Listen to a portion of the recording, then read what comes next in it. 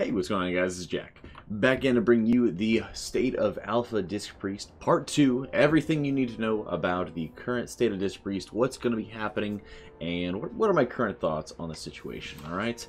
So starting it off, we have new mastery for Discipline Priests here. New mastery, quite a lot of changes coming up for Disc Priests in this latest build. Absolution, the old mastery, has been removed, which is basically just increase the healing transfers through Atonement. Now the new mastery is called Reverence, and it increases the damage of Penance, the absorptions of Powered Shield, and the healing of Shadowmend by, the standard X%. I really like this change. Not just because of the fact that, it provides a little bit more of a versatile effect towards our mastery. It kind of helps it to be more of an overall healing throughput increase. But it also just really works well for Mythic Plus.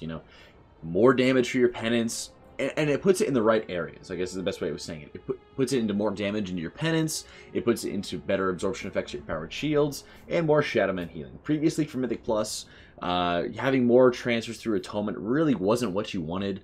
It didn't increase your reactiveness to damage, it didn't increase your damage overall. It was just misplaced healing. So this is a lot more flexible of a mastery, and it really covers all the areas that you really want to have more healing in. Like, for example, if you're having difficult situations to be healing in Mythic Plus, the last thing you need is more Atonement transfers, because you have to be focusing, and you will end up focusing more on Shadowmend healing or direct healing. So as a result of this, you're getting into a better and better situation by having more mastery, because your Shadowmend healing is stronger and the damage of your Penance is stronger. So you're able to stack mastery without having to actually worry about losing out on any kind of damage component. So it's really nice. I love that they did that. Powered Shield still has no cooldown in this build, like we already discussed in the last video. It's kind of a concerning situation, and I kind of want to have a little victory lap on this one, because a lot of the people in the first video were saying, oh, well, it's okay because the Powered Shields are very small, they're not very effective, etc. And now people are on Alpha, and they got Alpha access, and they're seeing that you can now shield yourself for 90% of your health pool. And now everyone's talking about how shields are OP, which we talked about. So yes, shields are very powerful. Blizzard's playing with fire, just like I talked about in the previous video. Still kind of scary. Now there's new talents along with in addition to the new talents that we saw in the last build, alright? So Clarity Will has now been removed, and that is being replaced by Aura Sun, which is Powered Shield instantly heals a target for X% of spell power. So basically, when you're applying your shields and stuff like that, it actually has an instant healing component. It's kind of a merger between Plea and Powered Shield. They kind of just get fused up together. Pretty cool, kind of interesting talent. It's kind of sad to see Clarity Will go, but at the same time, it is kind of nice, because Clarity had some very awkward situations where you would basically just be brought to a fight to spam Clarity on targets just because it was that powerful. So kind of sad to see it go, but if you're able to spam Powered Shields, I guess it's not really necessary to have a cast time associated with spamming a shield, right? So it doesn't really make sense to have Clarity, so I understand why they're getting rid of it. Power Infusion has been removed, and I'm so hyped about this. I'm so incredibly hyped about this. Power Infusion and many of Disc's talents, many of Priest's talents in general, are just really old, and I'm okay with them being removed. I really like the idea of getting rid of Power Infusion. I really like the idea of scrubbing out the old talents, bringing out something new, bringing out something innovative, changing up the game a little bit. So Luminous Barrier is replacing Power Infusion, and it's a 3-minute cooldown, creates a shield on all allies within 40 yards, absorbing X damage on each of them for 10 seconds. Ideally, this should be a big enough shield that it's actually going to be pretty damn impactful. But at a 3-minute cooldown, it's kind of interesting to kind of see, where it's going to go from there. I mean, it's going to be 40-yard range. You're going to be able to see, you want to be able to be in range of everybody to be able to shield this. So every 3 minutes, you're going to be able to have, a gigantic shield, like a mini revival effect. It's also kind of interesting that this functions as a much better form of Holy Word Salvation, which we talked about in our Holy video, is that it functions as a much better form of it. Whenever you're able to have the option between direct healing or actual healing effects, spaced out healing effects, or you just have absorption effects, you're going to want absorption effects every single time.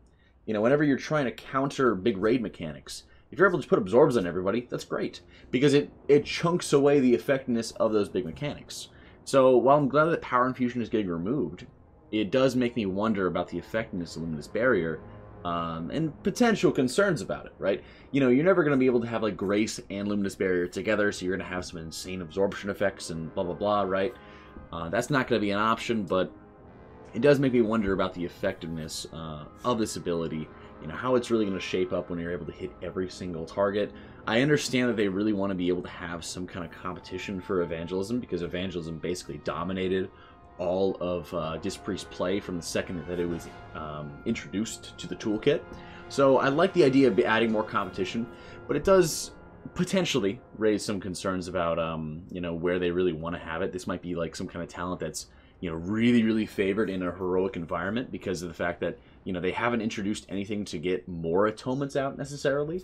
So you basically will still be at that kind of cap-ish of around 18 to 20 atonements if you're trying really hard to get out as many as possible. So if you're in a 30-man, you know, maybe Luminous Barrier might be something that you really want to go after. But it does make you wonder in a mythic environment if this is going to be something that's going to be hyper-competitive, how the scaling is going to go, things like that. It'll definitely be something you really want to watch for going forward into the future, right? So what do all these mean? If you want to look at the talent tree, it's right on your screen right now. Again, 15, 30, 45, 60 tiers are unchanged. But going into 75 and 100 tiers, that's where the big changes are, right? So you have Lenience, which is the damage reduction.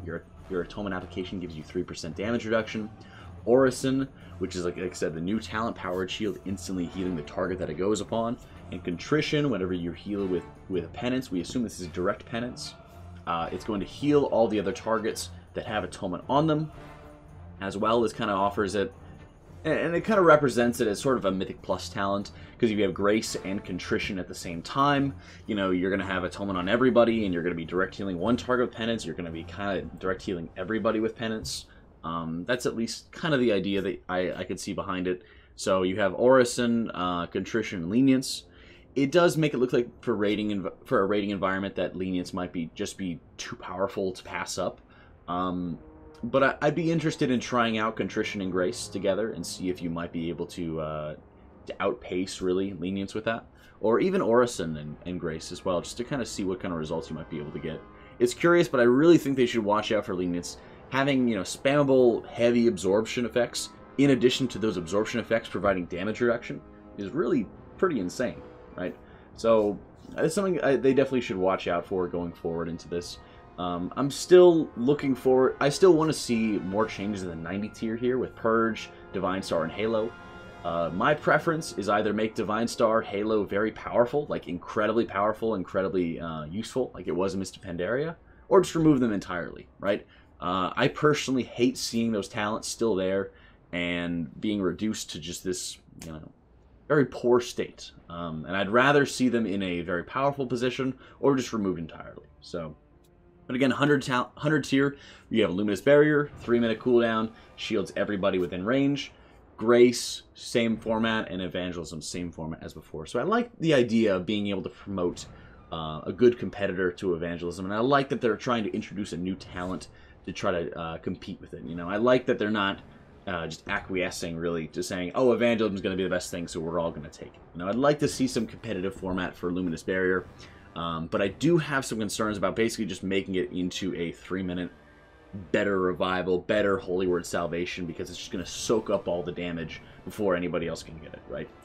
They are kind of playing with fire a little bit with absorption effects, so I think they should really, you know, keep an eye on that as they're going forward. And I'd like to see, you know, like I said in the past, more of a game plan like we saw in Legion, going forward, what they really want to have in terms of the niches for Holy Priest and Disc Priest, how they wanted them to function together, and maybe in a competitive format, what their idea is for, you know, having each spec be in a competitive format. You know, is the idea, you know, having Holy Priest, Disc Priest, you know, that one character switching between both, depending on the fights?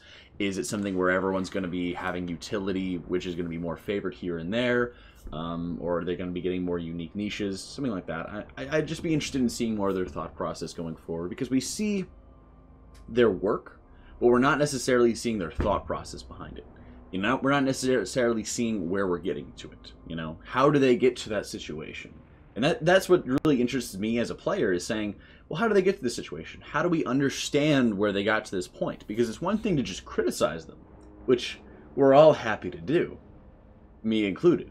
But I'd like to be able to kind of unpiece where they're coming from. What is the perspective that these class developers are coming from? Because how can we meet them at that point and then go forward with our suggestions? So that's it for me. These are the new changes that are up and ready for disc. Let me know what you guys think. Do you think Luminous Barrier actually can compete with Evangelism? What is it going to take for you? Do you think 3% damage reduction on every single target with Atonement is going to be too powerful? Or is Orison and Contrition going to actually have a place for you as you're running in Mythic Plus content, as you're running in Raid content? So thank you so much for watching, guys. I hope you all enjoyed it. Hope you all found it useful. The next videos are going to be coming more with healers as more changes are going live. As usual, be sure to check out my stream. It's going to be linked in the description below. And we'll be getting more alpha content out for you very soon. Thank you for watching, guys. Hope you all enjoyed it, and I'll catch you all next time.